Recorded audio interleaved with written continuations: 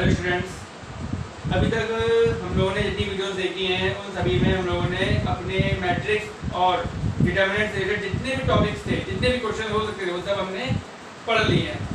सभी के बारे में एडिशन, मल्टीप्लिकेशन और transpose, symmetric, skew symmetric, inverse सब कुछ पढ़ लिया है। लास्ट वीडियो में हम लोगों ने लीनियर इक्वेशन के सॉल्विंग के बारे में पढ़ा था, ठीक है। तो अब तक हम लोगों ने लगभग सब कुछ पढ़ लिया है। केवल एक टॉपिक आपका थोड़ा सा रह गया था, वो बचा है आपका ग्रामर रूल।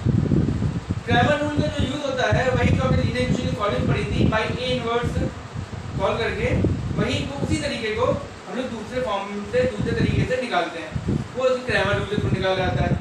और आज की वीडियो में हम लोग ग्रामर रूल के साथ साथ हम लोग अपने बोर्ड से रिलेटेड बोर्ड के पेपर में जो क्वेश्चन लॉन्ग क्वेश्चन आते हैं, 5-5 नंबर के 6 नंबर क्वेश्चन जो आते हैं, जितने टाइप के बन सकते हैं उसको हम लोग नजर डालेंगे और उसको सॉल्व करके देखेंगे। एक क्वेश्चन देखेंगे, हर एक टाइप का क्वेश्चन आपको करवा देंगे ताकि आप और एक टाइप ऑफ फिक्स हो गए।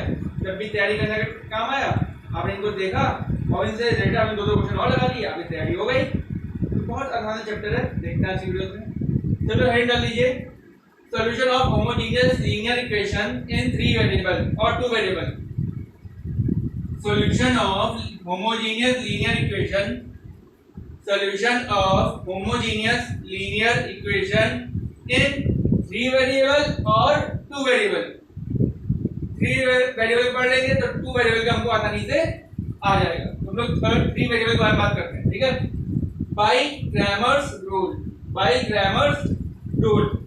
तो ये हैंड हम लोग डाल ली। तो 3 इक्वेशन बन रहा है। अगर हमें 3 इक्वेशन बना रहे, 3 वेरिएबल हैं, तो कितने इक्वेशन चाहिए होगी? 3, मिनिमम 3, क्योंकि जितनी वेरिएबल होते हैं उतने ही इक्वेशन तो होनी ही चाहिए। वेरिएबल तो निकालें तभी सॉल्यूशन निकल सकता है, अदरवाइज नहीं निकलेगा। तो x y z 3 वेरिएबल लेते हैं, तो 3 इक्वेशन लिखिए। सामने लिखी हुई है a1x + b1y + c1z = d1। First equation a2x + b2y + c2z = d2। Second equation a3x + b3y + c3z = d3। Third equation, इसको इक्वेशन नंबर 1, इसको इक्वेशन नंबर 2, इसको इक्वेशन नंबर 3 डाल लीजिए। डाल लिया। अब क्रैमर रूल में सबसे पहले हम लोग निकालते हैं d। ये जो d होता है वो डिटरमिनेंट ऑफ a होता है। देखिए a क्या था हमारा, हमने बनाया है, ठीक है। a1 b1 c1 a2 b2 c2 a3 b3 c3। जब लोग पिछले करते तो ये क्या जाता, a जाता है ना, तो वही हम क्या d बन जाता है। ये d है, ये डिटरमिनेंट ऑफ a की वैल्यू है। डिटरमिनेंट ऑफ a या तो 0 होगा या फिर 0 नहीं होगा। अगर डिटरमिनेंट ऑफ d a या फिर यहाँ पर d है ना, तो if d is not equal to 0, if d is not equal to 0, तो हमेशा यूनिक सॉल्यूशन मिलेगा। x, y और z की एक यूनिक वैल्यूज मिलेंगी जो हमारी फाइनाइट वैल्यूज होंगी, है ना। अगर d 0 नहीं होता है, सॉरी 0 है, अगर d 0 नहीं होता है तो यूनिक सॉल्यूशन मिलेगा और कंसिस्टेंट रहेगा। सॉरी लिख लीजिए कंसिस्टेंट, कंसिस्टेंट होगा और यूनिक सॉल्यूशन देगा। इसे हम लोग ट्राइवल भी कहते हैं, ट्राइवल सॉल्यूशन, ठीक है। एक और ट्राइवल सॉल्यूशन भी होता है, तो ट्राइवल भी कहते हैं। कंसिस्टेंट और ट्राइवल सॉल्यूशन, यूनिक सॉल्यूशन हो गया हमारे पास। अगर बाय चांस d 0 हो गया तो दो तरीके बन सकते हैं, या तो वो हमारा इनकंसिस्टेंट होगा या फिर वो कंसिस्टेंट होगा। अगर वो इनकंसिस्टेंट होगा, इनकंसिस्टेंसी के केस में केवल एक केस होता है, नो सॉल्यूशन। अगर कोई भी हमारा कोई इक्वेशन इनकंसिस्टेंट है तो सॉल्यूशन क्या हो गया? No solution, no solution. लेकिन अगर कंसिस्टेंट है, अगर d is not equal to 0 तो कंसिस्टेंसी केस का बनता है यूनिक सॉल्यूशन, और d is equal to 0 then consistent, it will becomes infinitely many solution, infinitely many solution। ये infinitely many solution बन गए हमारे, ठीक है। इतना बन चुका है, ये d आ गया। अब आते हैं हम लोग, इसके बाद ये तो निकल गया। सबसे पहला काम होता है d निकालना और d को चेक आउट करना। सबसे पहला काम क्या है? d निकालना और d को चेक आउट कर लेना। कैसे करना समझ में आ गया। अब इससे निकालते हैं d1। D1 क्या होता है, फिर जब ये मैट्रिक्स बनाया, डिटरमिनेंट बनाया हमने 1 करा ना, तो फर्स्ट कॉलम कौन सा है, ये वाला कॉलम है, पहला कॉलम है, इसकी जगह रख दो ये वाला जो पार्ट है, रखते जाओ B1 B2 B3 और बाकी एलिमेंट डाल दो B1 B2 B3 C1 C2 C3, इसकी वैल्यू निकाल लो। इसी तरीके से D2 क्या हो जाएगा, जहां सेकंड कॉलम है वहां पर D वाली वैल्यू रख दो, ये A1 ये A2 A3 D1 D2 D3 C1 C2 C3, ये D2 निकल गया। और इसी तरीके से D3 निकलेगा A1 A2 A3 B1 B2 B3 D1 D2 D3 निकाल लो।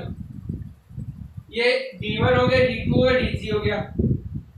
अगर हमारा ये नॉट इक्वल टू 0 है और ये पहले देखा नॉट इक्वल टू 0 है, ठीक है, ये सोल्यूशन निकलेगा। फिर D1 निकाला, D2 निकाला, D3 निकाल लिया। कैसे निकाला, निकालना आता है, डायरेक्ट वैल्यू निकाल लेंगे हम लोग। इसके बाद x की वैल्यू क्या होगी हमेशा, D1 अपॉन D, y की वैल्यू क्या होगी हमेशा, D2 अपॉन D, और z की वैल्यू क्या होगी हमेशा, D3 अपॉन D। खत्म, बहुत इजी, खत्म। बस यहाँ की डिटरमिनेंट वैल्यू निकालनी है, उठा के डिवाइड कर देना है, गलत है। ये होता है हमारा क्या, क्रैमर रूल। नोट कर लीजिए,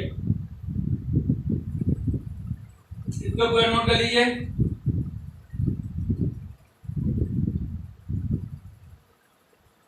ये कब है, ये हमारा तब है जब हमारा यूनिक सॉल्यूशन निकल रहा है, d is not equal to 0। पूरा इधर नोट कर लीजिए। पहले d निकाला, नॉट इक्वल टू 0 आ गया, यूनिक सॉल्यूशन निकलेगा। फिर d1 निकाला, d2 निकाला, d3 निकाला, और फिर x y z equal to d1 upon d, y equal to d2 upon d, z equal to d3 upon d। Simple, इतना हो जाएगा हमारा। ठीक है, नोट कर लिया सभी ने, आगे बढ़ जाए। रफ कर रहे हैं जरा। हमने यहाँ पे लिखा था d नॉट इक्वल टू 0, तो यूनिक सॉल्यूशन था। यहाँ d इक्वल टू 0 पे या तो कंसिस्टेंट था या इनकंसिस्टेंट था, तब कैसे होगा ये देखना। d1 d2 d3 सब निकाल लिया आपने। अगर बाय चांस फॉर इनकंसिस्टेंट में क्या हो जाएगा, ये बताओ जरा। d इज इक्वल टू 0 हो जाए और d1 d2 d3 anyone is not equal to 0, तो नो सॉल्यूशन। इनकंसिस्टेंट के केस में क्या आ गया, d हमारा क्या हो जाए, 0 हो जाए, और साथ ही साथ d तो 0 हो, लेकिन d1 d2 d3 में से कोई भी एक, या तो तीनों में से दो हो जाए, कोई भी तीनों 0 नहीं होना चाहिए। तीनों में से कोई भी एक हमारा नॉन 0 होना चाहिए, नॉट इक्वल टू 0। तीनों में से कोई भी एक इक्वल टू 0 ना हो, तो एक d0 और d1 d2 d3 में से कोई भी एक 0 नहीं है, तो हमारा क्या होगा, नो सॉल्यूशन हो जाएगा। क्यों, इंफिनिटी बना देगा। क्या बना देगा वो, इंफिनिटी। 1/0 इंफिनिटी, नो सॉल्यूशन, हो इट इज नॉट डिफाइंड, ये तरीका हो गया। और अगर बाय चांस, एक तो कंडीशन बन गई, अगर, और दूसरी क्या बन जाएगी, d equal to 0, d1 equal to d2 equal to d3 equal to 0, तो infinitely many solution, infinitely many solution। चीज समझ आ गई। पहला तरीका यूनिक सॉल्यूशन के लिए d is not equal to 0, बाय कुछ भी हो जाए, चाहे तीनों 0 हो जाए, d1 d2 d3 मतलब नहीं है, लेकिन d is not equal to 0। अगर d इक्वल टू 0 है तो दो case, infinitely many, no solution. d equal to 0 हो चुका है, अब d1 d2 d3 देखेंगे। अगर तीनों में से कोई भी एक नॉन 0 है, अगर तीनों में से कोई भी एक नॉन 0 है, तो नो सोल्यूशन, और तीनों जीरो हैं तो इनफाइनाइटली मैनी सोल्यूशन। इतना ध्यान रख लो, काम खत्म, इसके आगे हमें कुछ भी नहीं करना है। आंसर केवल और केवल यूनिक सोल्यूशन का निकालते हैं, बाकी का नहीं। ठीक है, नोट करिए।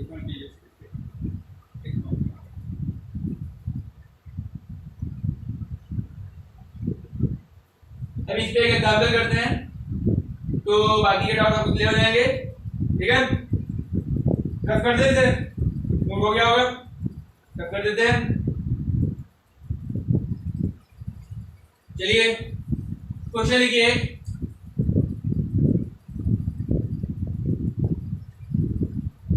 Solve the following system of equations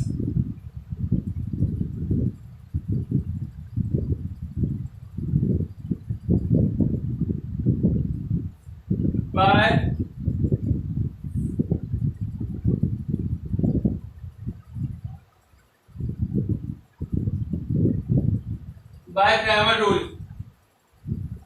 equation कैसे लिखी हमें, 6x plus y minus 3z minus 5 equal to 0, x plus 3y minus 2z minus 5 equal to 0, 2x plus y plus 4z minus 8 equal to 0।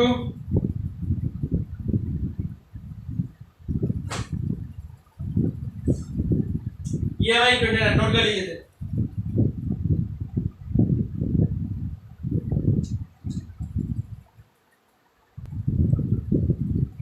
Note कर लिया सभी ने। लेकिन देखो ये जो हमारा है ये हमारा परफेक्ट फॉर्म में लिखा है, क्यों? x plus y z equal to चलता था ना, इक्वल टू 0 नहीं होता था, तो दोबारा तरीके से लिखेंगे, क्या लिखेंगे, ये -5 क्या हो जाएगा 5, ये -5 क्या हो जाएगा 5, ये -8 क्या हो जाएगा 8, बन गया भैया।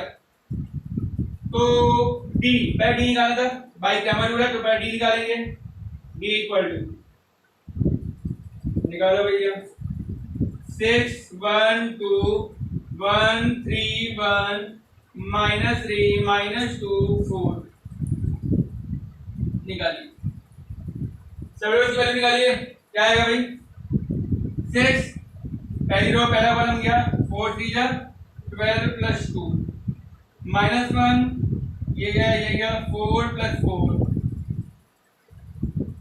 -3 ये गया 1 माइनस 6 कितना आएगा 6 14 -1 इंटू 8 -3 इंटू -5 84 -8 प्लस का 15 -8 7 और 7 प्लस 84 91। और ये 0 है क्या, नहीं है, तो that is not equal to 0, तो d is not equal to 0। अगर d 0 नहीं है तो कंडीशन क्या हो गई, यूनिक सॉल्यूशन खत्म। अगर d is not equal to 0 तो यूनिक सॉल्यूशन। अब जब यूनिक तो d1 d2 d3 निकालेंगे, d1 निकालो भाई, d1 क्या जाएगा पहले वाले कॉलम की जगह पे इधर लिख देते हैं लोग d1 d2 d3 लिखते हैं लोग 5 5 8 1 3 1 1 3 1 -3 -2 4। चलिए सभी लोग रेडी, नहीं वैल्यू निकालिए d1 की। हम d1 d2 d3 लिख रहे हैं, सभी लोग वैल्यू निकाल लिखिए। d2 6 1 2 इधर 5 5 8 5 5 8 -3 -2 4 43 6 1 2 1 3 1 1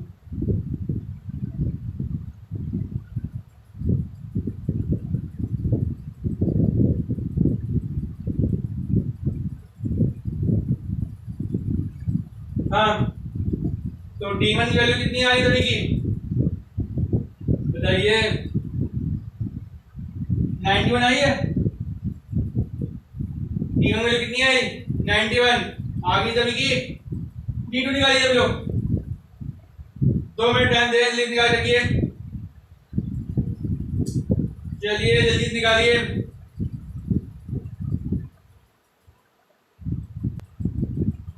हाँ, तो D2 D3 निकाल जल्दी से। D2 कितना आया? 182 और D3 91 सब आ गया। अब मुझे x y z की वैल्यू निकालनी है, तो x की वैल्यू क्या होती थी? P1 upon D 91 upon 91 that is equal to 1.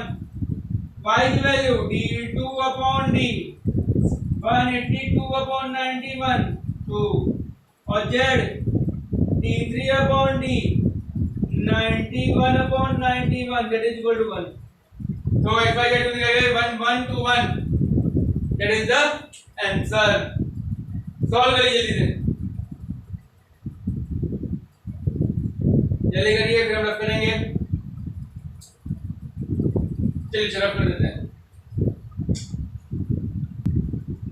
तुम लोगों ने लास्ट टॉपिक भी पढ़ लिया है।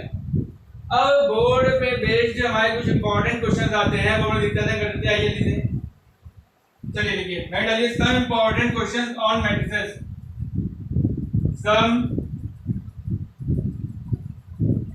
important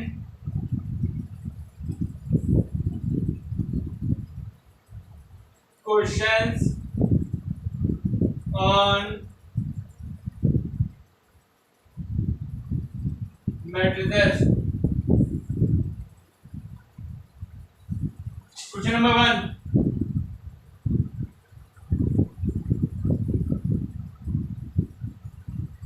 Question number 1 लिखिए, express the matrix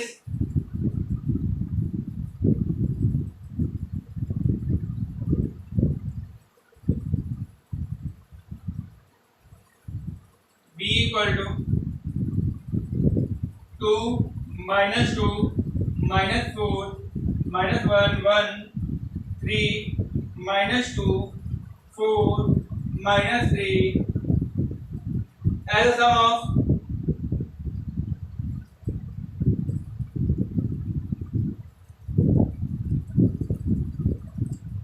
symmetric and skew symmetric matrix।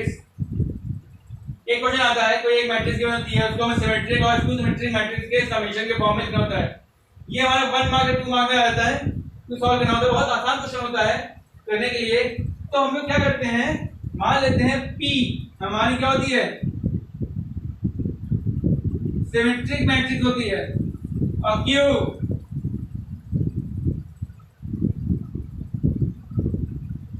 Skew symmetric होती है।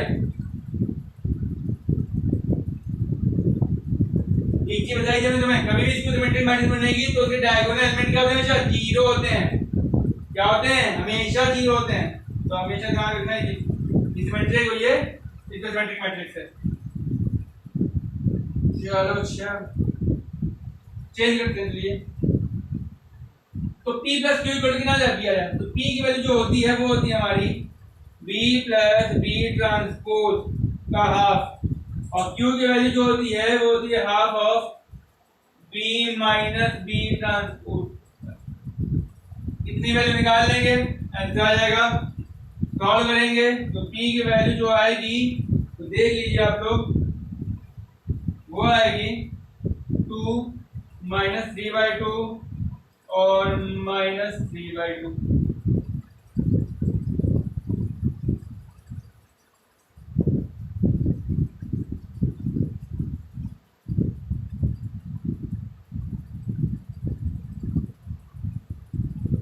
माइनस 3/2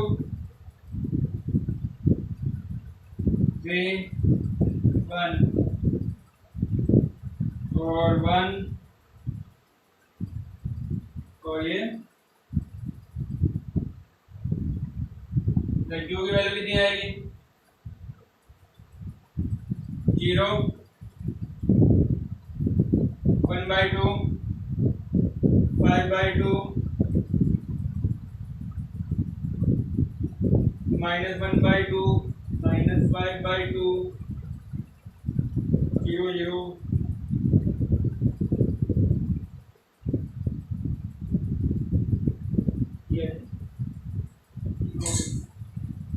ये पी और क्यू की वैल्यू आएंगी। कैसे करना है फॉर्मूला हमने लिखी दी है, पहले पुट करेंगे आंसर आ जाएगा। ठीक है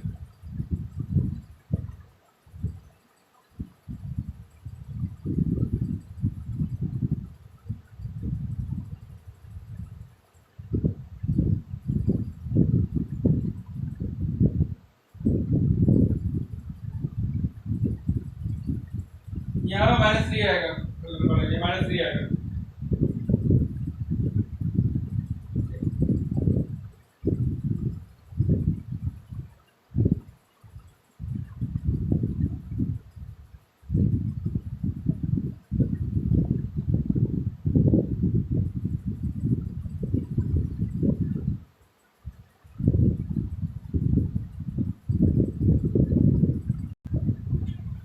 नेक्स्ट क्वेश्चन देखते हैं इसके बाद,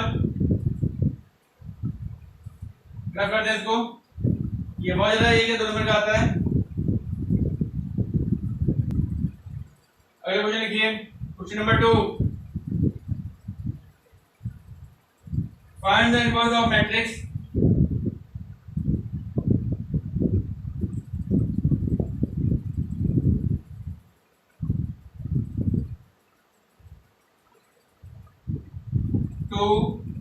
-3 3 2 3 2 -2 3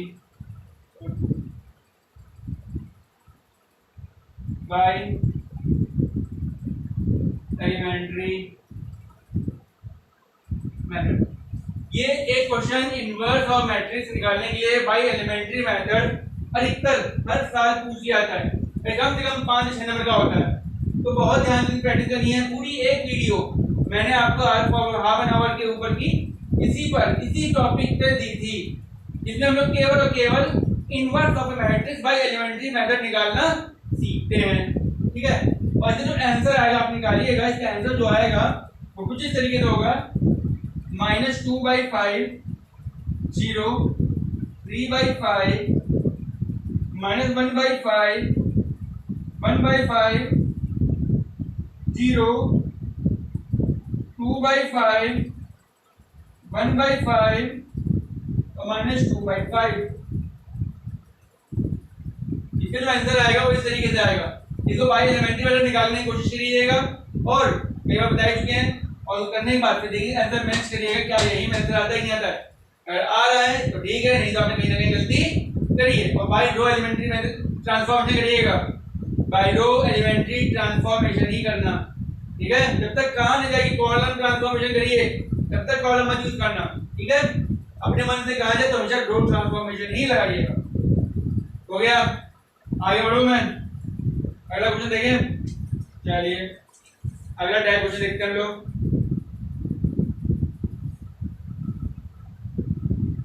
तीसरा क्वेश्चन है, find the adjoint of the matrix, find the adjoint of the matrix A equal to -1 -2 -2 2 1 -2 2 -2 1। यह मैट्रिक्स शो दैट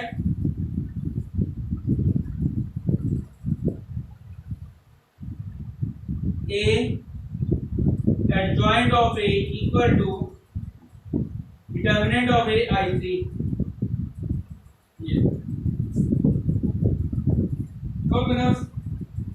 ये हमारी प्रॉपर्टी थी पर्टिकुलर प्रॉपर्टीज में, और बस प्रॉपर्टी जब जानते हैं उसको प्रूव करना है।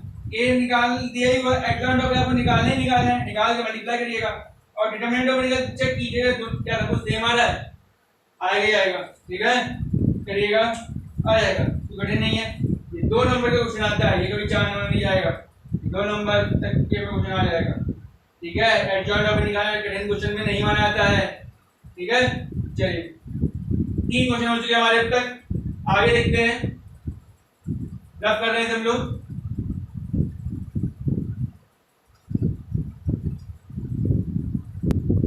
अगला क्वेश्चन देखिए, for matrix A equal to 2 -1 1 -1 2 -1 1 -1 2, show that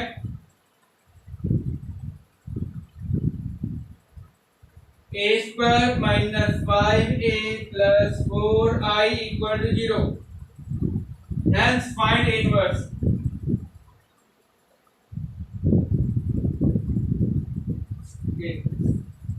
देखिए a मालूम है, a स्क्वायर निकाल लोगे 5 into a, 5 से multiply 10 minus 5 5 minus 5 10 minus 5 5 minus 5 10, 4 i multiply करना, तीनों को जोड़ना घटाना, वैल्यू कितनी आएगी 0। ये 0 नहीं है, ये नल मैट्रिक्स है, तो इधर मैट्रिक्स उधर भी मैट्रिक्स होना चाहिए। ठीक है, अब a इनवर्स निकालना है। बहुत बच्चे कहते हैं a इनवर्स निकालना, भाई अपना एडजॉइंट ऑफ a निकालते हैं, मॉड ऑफ a निकालते हैं, डिटरमिनेंट ऑफ a निकालते हैं, डिवाइड करते हैं, सब निकालते हैं, या एलिमेंट्री मेथड लगाते हैं। कई बार कहता है without calculating inverse of the matrix find the inverse.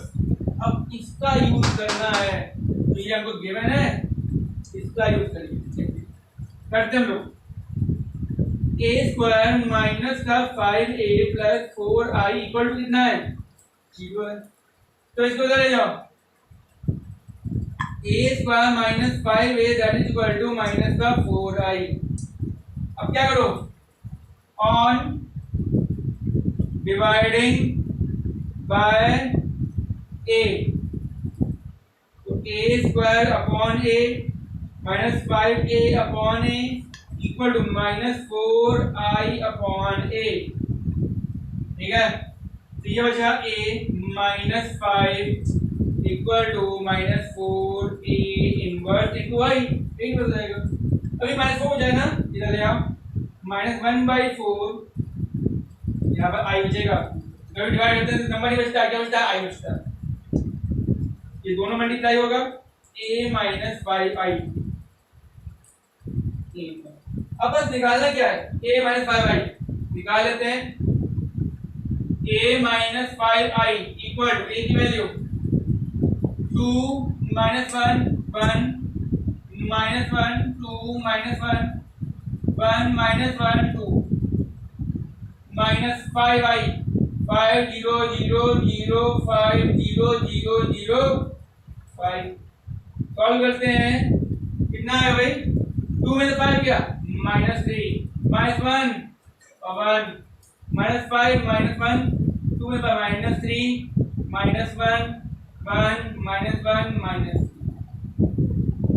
ये आ गया a माइनस 5i। तो a इनवर्स क्या आएगा, -1/4 लिख दो ये पे, -3 -1 1 -1 -3 -1 1 -3 -3। अगर माइनस से लेके जाएंगे तो 1/4 3 1 -1 1 3 1 1 -1 3 3। सॉल्व कर लीजिए, कोई यहाँ 3 नहीं है, -1 है, ये आंसर है। तो इसमें कठिन नहीं पड़ा, ये ट्रिक है। तो हम लोग डिटरमिनेंट ऑफ a निकालते, एडजॉइंट ऑफ a निकालते, कोफैक्टर निकालते, तो तुम्हें प्लस माइनस गलती होने चांसेस हैं, नहीं गलती चांसेस है ही नहीं, कुछ किया ही नहीं है, सिंपल घटाया है और बोला दिया कि खत्म सर। ये तरीका आसान है हमारा निकालने का, समझे। जब भी हमें इक्वेशन से a इनवर्स निकालने की बात करें, कभी कोई इक्वेशन रखी हो 0 के इक्वल और तुमसे a इनवर्स पूछ ले, तो उसका यूज करो, ठीक है। ये तरीका अपनाना आसान पड़ेगा। चलिए रफ कर दें हम लोग, नोट कर लीजिए वाले से जल्दी से, समझ में आ गया सभी को कैसे करना है, a इनवर्स कैसे निकला है, और ये शो करना था, शो करके दिखाने पड़ेगा आपको, बस बात है। नोट कर लीजिए, रफ कर देते हैं। अगला क्वेश्चन देखते हैं हम लोग। देखिए, using matrices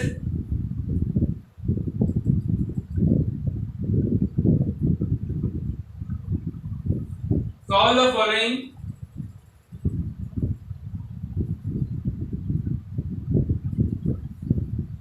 system of equation.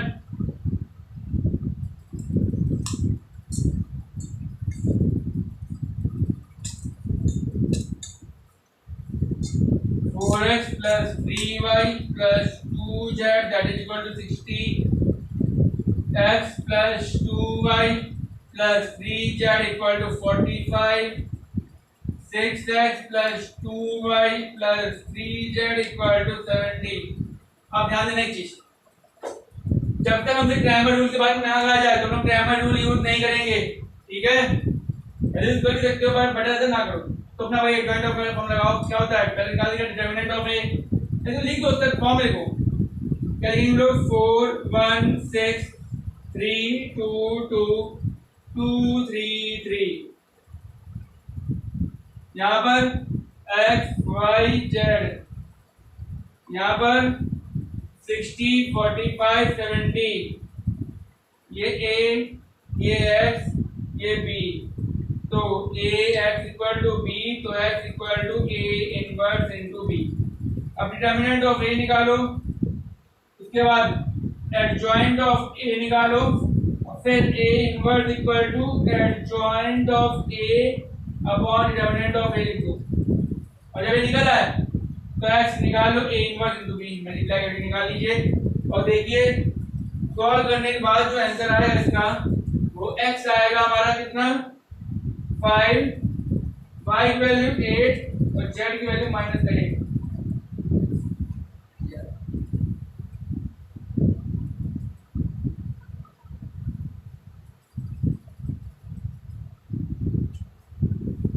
ये तरीका करने के लिए, ठीक है।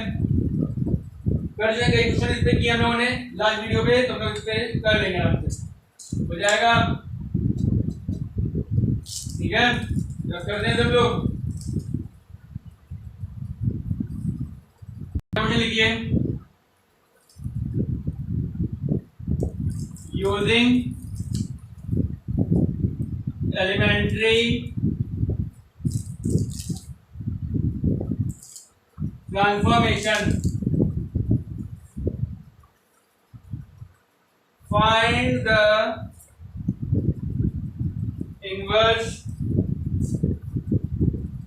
of the matrix 8 4 3 2 1 1 1 2 2 and use it to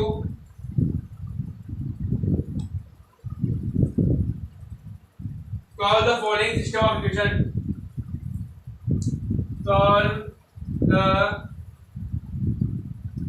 following system of equation। देखो इस कौन सी इक्वेशन है हमारी, 8x plus 4y plus 3z equal to 19, 2x plus y plus z equal to 5, x plus 2y plus 2z equal to 7। अब ये question क्यों पूछा हमने, क्यों दिया यहाँ पर, क्योंकि क्वेश्चन देखो एलिमेंट्री मेथड से इनवर्स निकालना आसानी से लेकिन इसी का यूज करके वो ये निकालना है। अब इसको जो ध्यान से देखो, अगर तुम ध्यान से देखें तो ये हमारा क्या बना रहा है, 8 4 3 2 1 1 1 2 2।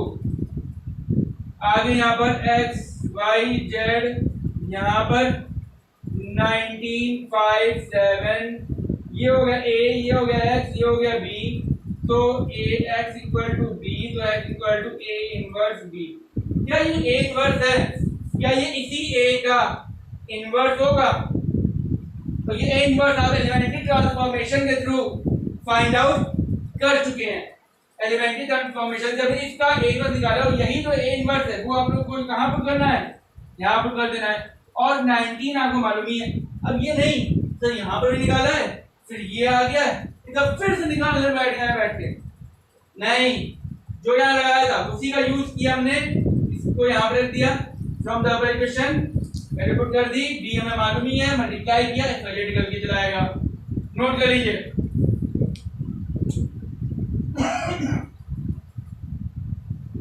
इसमें एक्स वाई जेड वैल्यू क्या आएगी, आंसर बता दें, सॉल्व करके रखिएगा। y1 y2 z1,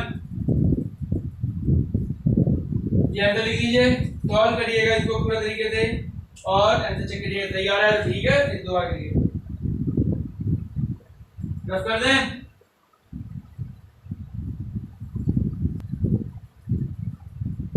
क्वेश्चन लिखिए अगला, if a 1 minus 1 0 2 3 4 0 1 2 and b 2 2 minus 4 minus 4 2 minus 4 2 minus 1 5, ये दिया हुआ है। Find AB, hence solve the equation, solve the system of the equation.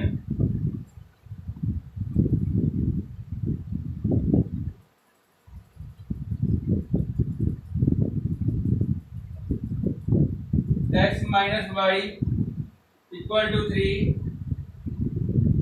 2x plus 3y plus 4z equal to 17, y plus 2z equal to 7। अब ये important question है भाई, इसका मतलब टाइप क्वेश्चन है, ऐसा टाइप का क्वेश्चन अब तक हमने आपको नहीं बताया, इसीलिए चीज करवाए थे। कभी भी किसी भी क्वेश्चन में हमें दो मैट्रिक्स दे रखी है और उनका मल्टीप्लिकेशन पूछे, ध्यान दे दो, कभी भी किसी भी क्वेश्चन में दो मैट्रिसेस दे रखी है, उनका मल्टीप्लिकेशन पूछे और उसके बाद कहे कि क्या कहे, तीन इक्वेशन को सॉल्व करके आंसर बताइए। क्वेश्चन क्या है, पहले क्वेश्चन समझो, क्वेश्चन क्या रहा है, एक मैट्रिक्स दे दी, फिर बी मैट्रिक्स दे दी, कह रहा है मल्टीप्लाई करो, ठीक है, और फिर कह रहा है कि तीन इक्वेशन रखी है, उनको सॉल्व करके एक्स वाई जेड की वैल्यू निकालो। तो कभी भी ऐसा क्वेश्चन बन के आता है तो हमेशा ध्यान रखना, क्या इनका मल्टीप्लाई एक स्केलर मैट्रिक्स बनाता है और 99% केसेस में वो आइडेंटिटी मैट्रिक्स होती है, स्केलर होती है, तो क्यों, कुछ कॉमन निकल आता है, होती तो आइडेंटिटी है, तो ये कुछ इसमें 1 की जगह 4/6 वाले वो स्केलर बना रखा है, पहला निकाल लो, बाकी को वैसे लिख देना, पहला एलिमेंट बस निकालना होता है a11, करते रहो, दिखाते रहो, मैं मल्टीप्लाई करने आ रहा हूँ, ध्यान देखना, a b equal to a का मैं यहाँ पर 1 minus 1 0 2 3 4 0 1 2 2 2 minus 4 2 minus 4 2 minus 1 5, उड़ाया घुमाया डाला, उड़ाया घुमाया डाला, तो 2 बन जाए 2 -1 -4 प्लस से प्लस 4 वही 0, तो ये पहला एलिमेंट जो आ रहा है क्या आ रहा है, 2 + 4 + 0 कितना हो गया, 6 हो गया, पहला कितना आया, 6 आया, पहला 6 है, इसका मतलब 6 नंबर की ये स्केलर मैट्रिक्स बनाएगा, मैं भी देखूंगा भी नहीं, मैं इसको आगे देखूंगा भी नहीं, डायरेक्ट आंसर लिख दूंगा 0 0 0 6 0 0 0 6। आप चेक कर सकते हैं कोई भी एलिमेंट, देखो मैं ये निकाल दिखाता हूँ, ये वाला a22 देखो, a22 ये है, ये लाइन और ये लाइन हट गई, तो मैं क्या कह रहा हूँ, a22 है, ये रो और ये रो डाल के देखो, 2 2 जा 4 3 2 जा 6 6 और 4 10 -4 आगे 6, इसमें डाल देखो -8 4 0 12 -12 4 5 20 +20 जीरो बनना है, कहीं पे भी डाल देखोगे तो कभी भी मल्टीप्लाई कहे तो ये स्केलर मैट्रिक्स बननी है। स्केलर मैट्रिक्स का फॉर्म क्या होता है? हमेशा a1 0 0 0 a2 0 0 a0 a3, मतलब ये निकालना है। अब स्केलर में करोगे तो ये भी सेम देना है, जब ये सेम देना है तो मैं पहला निकाल लूं, सब मिल जाएगा। मैंने पहला निकाला 6, जैसे 6 निकला उसका आंसर लिख दिया। मैंने यहाँ पे क्या किया, यहाँ टाइम बचाया, यहाँ क्या किया मैंने, टाइम बचाया। लोग पूरा करते हैं, टाइम किल करते हैं, जो काम 5 मिनट में करते हैं वो मैंने 15 सेकंड के अंदर काम करके रख दिया, बच गए 4 मिनट और 45 सेकंड का मुनाफा किया मैंने यहाँ पर। करो ठीक है, तो मैंने चार कैसे निकाले, ए बी निकाला है, तो ए बी कौन क्या लिखते हैं लोग, 6 0 0 0 1 0 0 0 1 कहीं आई है, ए बी हमेशा जो फॉर्म बनेगा any number into I lambda I, तो ए बी का मल्टीप्लाई करने पर हमेशा लैम्डा आई का फॉर्म बन के आएगा। दिमाग में डाल लो, डाल लिया। हमेशा चाहे कैसा भी कोई भी क्वेश्चन आए जिसमें ए बी पूछा जाए साथ ही साथ 3 क्वेश्चन दिए जाए, जब 3 क्वेश्चन आ गई हैं तो हमेशा मल्टीप्लाई करने पर लैम्डा आई बनेगा। लैम्डा एक कांस्टेंट होगा, आई वो कांस्टेंट को पहले नंबर से निकाल लेते हैं, इतना काम खत्म हो गया। अच्छा इससे बताओ, अगर ए बी इक्वल टू 6 आई, ध्यान देना इसको, ठीक है। अब मैं थोड़ा सा आगे बढ़ रहा हूँ, थोड़ा यहाँ पे जब रफ कर लूँ, रफ कर लिया मैं, रिजल्ट क्या आया था, ए बी इक्वल टू 6 आई, यही हमारा रिजल्ट था। अरे ये 3 इक्वेशन दी है, इसको जब हम लोग बनाते हैं क्या बनेगा, 1 -1 0, यहाँ 2, यहाँ 3, यहाँ 4, यहाँ 0, यहाँ 1, यहाँ 2, यहाँ पर x y z, यहाँ पर 3 17 7 बन गया। इसको हम लोगों ने, अच्छा ये देखो, अच्छा ध्यान दो, किससे मिलता जुलता बनना है, ये सेम टू सेम ए बनना है भाई। तो एक और चीज मान चली, जब भी ये क्वेश्चन आएगा तो यहाँ पर इक्वेशन से मैट्रिक्स बनेगी वो हमेशा या तो ए बनेगी या फिर बी बनेगी। क्या बनेगी, या तो ए बनेगी या फिर बी बनेगी। ये बन गई ए, यहाँ पर है x इक्वल टू, इसको मान लेते हैं c, तो x equal to a inverse c। अब हम लोग, हमें a इनवर्स निकालना है, ध्यान देना, हमें इनवर्स निकालना ही नहीं है और आंसर करके निकाल भी लेंगे, कैसे निकालेंगे, a इनवर्स चाहिए, a से पूरे डिवाइड कर दो, on dividing by a inverse, और a करो भैया, A B upon A 6 I upon A, क्या बनेगा, b equal to 6 a inverse. a inverse क्या आ गया, 1/6 b। क्या तुमको a इनवर्स मिल गया, बिना a इनवर्स कैलकुलेट किए हुए a इनवर्स निकल के आ गया। वैल्यू पुट करो, क्यों बैठे हो, x equal to 1/6 b into c। Simple multiply करना तो आता ही है, तो b और c की वैल्यू पुट कर देना। b तुमको मालूम है, हर काम में करके देखना, b हमको क्या मालूम, 1/6 तो लिख दो, b क्या मालूम है, 2 2 -4 2 2 -4 -4 2 -4 -4 2 -4 2 -1 5 2 -1 5, और इधर c क्या है भाई, 3 17 7 3 17 7। अब जरा देखो, मैं मल्टीप्लाई कर रहा हूँ, मैं डायरेक्ट नहीं लिखूंगा, लिखना, उठाया घुमाया डाला, 3 2 जा 6, 17 2 जा 34, और 7 4 जा 28 -28। अच्छा 34 और 6 40 में से 28 चला गया तो कितना बचेगा, 12, किसका, पॉजिटिव का, तो ऊपर आ गया 12 भाई। और मैं केवल बी और टू सी कर रहा हूँ, बी इंटू सी करना हो तो बाहर तो 1/6 तो रहेगा ही रहेगा, ठीक है। अब इंदा वाले करो 4 3 जा 12 माइनस 12 17 2 जा 34 और 7 4 28 फिर माइनस 28। अब देखो 28 और 2 30 30 और 10 40 40 में से 34 गया 6 बचा माइनस का 6 आ गया।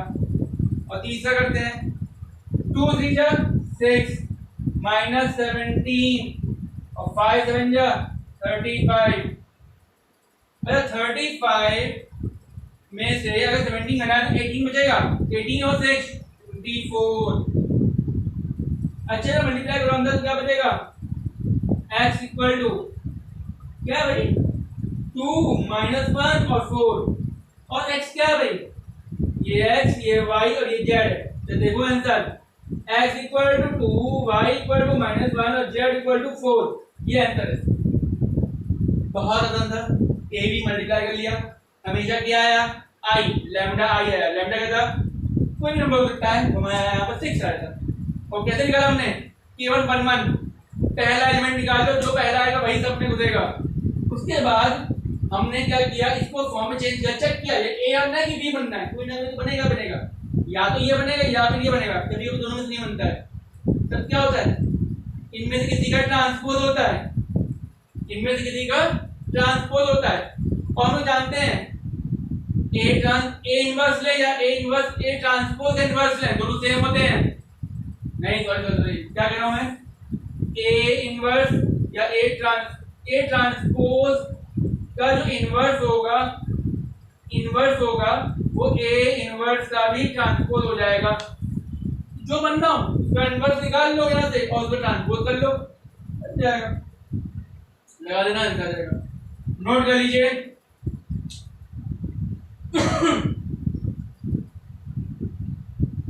अगर वजन रेट ट्रांसपोज बनता तो मैं क्या करता इनवर्स दिया था इनवर्स निकाल देता वैल्यू रख के फिर उसको ट्रांसपोज कर देता तो वो इनवर्स ट्रांसपोज बन जाता, उठा के वो यहां पर करता, खत्म काम। इस तरीके से सॉल्व कर लीजिए। ये वेरी वेरी इंपॉर्टेंट है ना, ये क्वेश्चन तक नहीं हुआ था। तो इस क्वेश्चन करने का तरीका क्या है, इसकी पहचान क्या है, इसका शॉर्टकट क्या है, कहां पे हमें दिमाग नहीं लगाना है और कहां पर लगाना है इसका ध्यान देना है, ठीक है। एक लास्ट क्वेश्चन और है वो और देख लीजिए, ठीक है। मेरे पास एक चीज बतानी है, बाकी आप लोग आराम से सॉल्व कर ले जाओगे। चलिए हो गया, अब करते हैं क्वेश्चन। लिखिए सभी लोग, a shopkeeper has 3 variety of pens. A shopkeeper has 3 variety of pens A, B and C. Meenu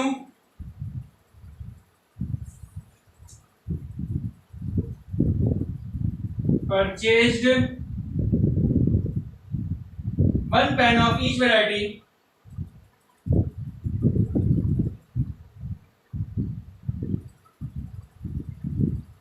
Meenu को डालो, यहाँ डाल दो आशी,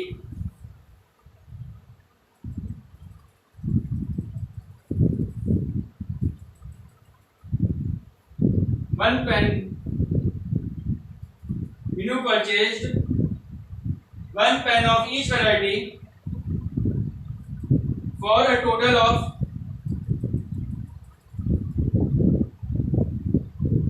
₹21।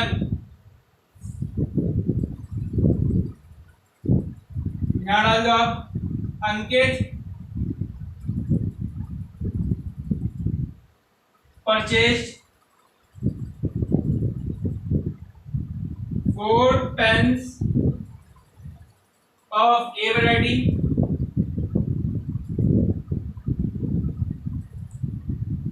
three pens of B variety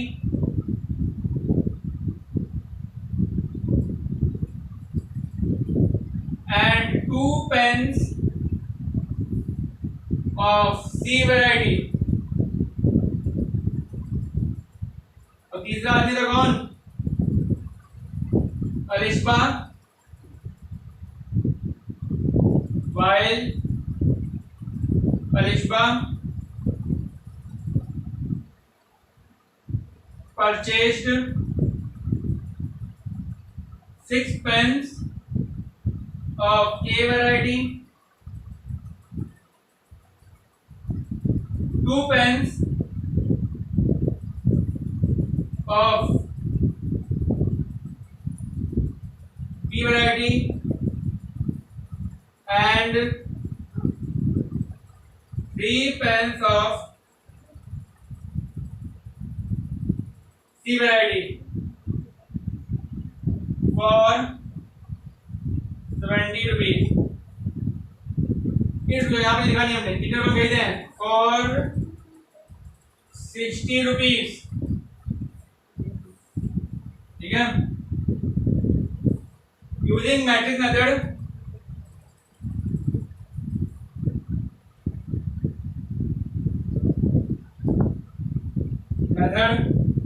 find cost of each variety of pen, find the cost of each variety of pen। अब ये language वाले question आते हैं, पर ये क्या है? ये वही वाले ही है हमारे। ठीक है, तो देखो 3 लोग हैं, 3 टाइप बने ए बी सी। तो लेट करते हैं हम लोग, let the cost of each pen of variety A x rupees, variety B y rupees, variety C z rupees. हो गया। पहली क्वेश्चन क्या है? जो हमारा कौन था वो भैया आशी थी। आशी ने हर एक पेन खरीदा हर एक वैरायटी का। तो 1x + 1y + 1z, 1x 1y 1z खरीदा। कितने रुपए दिए हैं? 21 रुपए दिए हैं। दूसरा कौन था? अंकित था। अंकित ने 4 पेन एक खरीदे हैं, तो 4x रुपीज हो गए भाई। एक पेन का x रुपीज, 4 पेन के 4x हो गए। बी के 3 के तो 3y हो गया। और ये कितने जेड हो गए? 2 जेड हो गए और 60 रुपए दिए हैं। और सी कहाँ गया? कौन है तीसरा? लिबलिशबा। 6 पेन एक के खरीदे तो 6x, और 2 पेन बी के खरीदे 2y और 3z और 70 रुपए दिए हैं। अब क्या इसको सॉल्व नहीं कर पाओगे मैट्रिक्स के तरीके से? आराम, बस तुम्हारी दिक्कत कहाँ से कहाँ तक का है? इतने तक का है। इतना तो बस बता दी कैसे समझना है, बाकी तो आप कई लोग कॉल कर लेना, अच्छा आ जाएगा। बस इतने टाइप क्वेश्चन आपने कर लिए तो लगभग जो आपके 6 मार्क क्वेश्चन है कवर अप हो गए हैं। इससे ज्यादा मैट्रिक्स में 6 मार्क क्वेश्चन नहीं बनते हैं। जो डिटर्मिनेंट वाले हैं, जो प्रॉपर्टीज और डिटर्मिनेंट में क्वेश्चन बनता है वो एक अपने आप अलग होता है। इसकी शीट वीट सब लोग कर चुके हैं, वो एक अलग आ सकता है। बस इस पर डिपेंडेंट आपके इतने ही टाइप के क्वेश्चंस जो लॉन्ग में बनते हैं वो बनते हैं। शॉर्ट तो कुछ भी बन सकता है। एक बाद आपका ये चैप्टर पूरा